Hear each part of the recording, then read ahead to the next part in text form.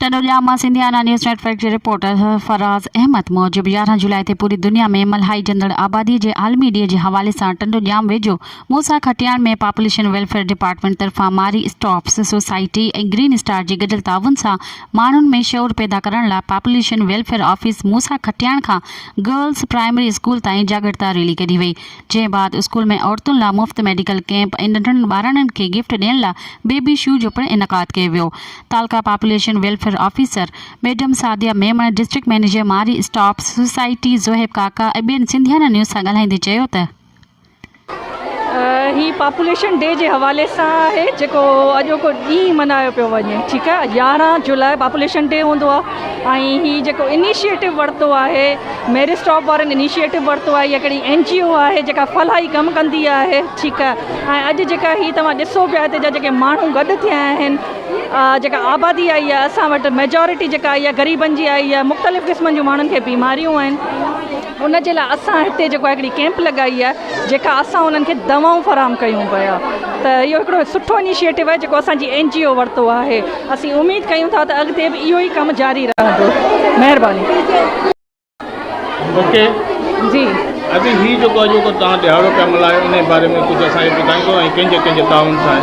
अॼु ही world population day सॼी दुनिया में न सिर्फ़ु असां पिया मल्हायूं बल्कि सॼी दुनिया में अॼु जे ॾींहुं जेको आहे पॉपुलेशन वधंदड़ आबादीअ लाइ इहो ॾियारो मल्हायो वेंदो आहे ताकि माण्हुनि खे इहो अवेयर कयो वञे, उन्हनि खे आगाही ॾिनी वञे त घटि ख़ानदान जेको हूंदो, नंढो ख़ानदान हूंदो त ख़ुशहाल घरानो हूंदो। न सिर्फ़ु ख़ुशहाल घरानो हूंदो बल्कि पूरी क़ौम, पूरो मुल्क ख़ुशहाल ई हूंदो। ऐं इन में असां सां गॾु मारी स्टॉप वारा ताउन कनि पिया।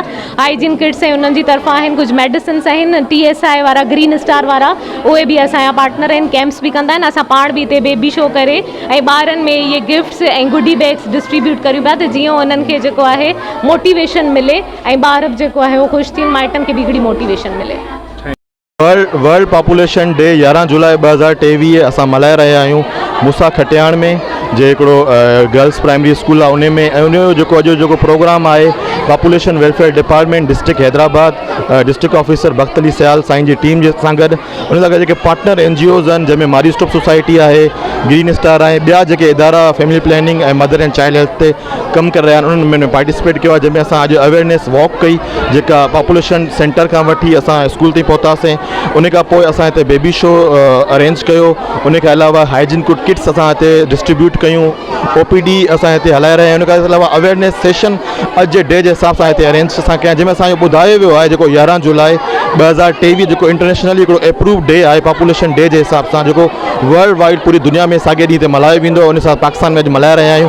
असांजो इदारो गुज़िश्ता 3 सालनि खां पाकिस्तान में मदर एंड चाइल्ड हेल्थ ते कमु करे रहियो आहे। अॼु असांजो इदारो पूरे पाकिस्तान में अलॻि अलॻि डिस्ट्रिक्ट्स में, अलॻि अलॻि सूबनि में, अलॻि अलॻि रीजन्स में हीउ ॾींहुं गवर्नमेंट सां गॾु सेलिब्रेट करे रहियो आहे। अॼोको ॾींहुं जेका मुनासिबत आहे उहा इहा आहे त असांजो जेको मैसेज आहे उहो आहे त तव्हांखे ॿारनि जे विच में तव्हांखे बर्थ स्पेसिंग लाज़मी आहे।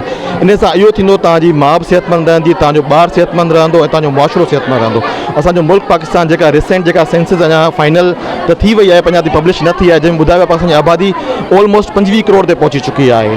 ऐं डे बाय डे असांजा जेके रिसोर्सिस आहिनि उहे घटि थींदा वञनि ऐं असांजी जेका पॉपुलेशन वधंदी वञे, जंहिंजे करे अॻियां हाली असांखे जेके सीवियर क़िस्म जा क्राइसिस फेस करणा पवंदा। उन करे बहितर आहे असां पंहिंजे मुआशिरे में हिकिड़ी अवेयरनेस ॾियूं, असां डोर टू डोर वर्क कयूं ऐं माण्हुनि खे ॿुधायूं त हिकु सुठे मुआशिरे में ऐं हिकिड़ी सुठी ज़िंदगी गुज़ारण लाइ बर्थ स्पेसिंग लाज़मी आहे ऐं पॉपुलेशन ते कंट्रोल लाज़मी आहे। Thank you so much.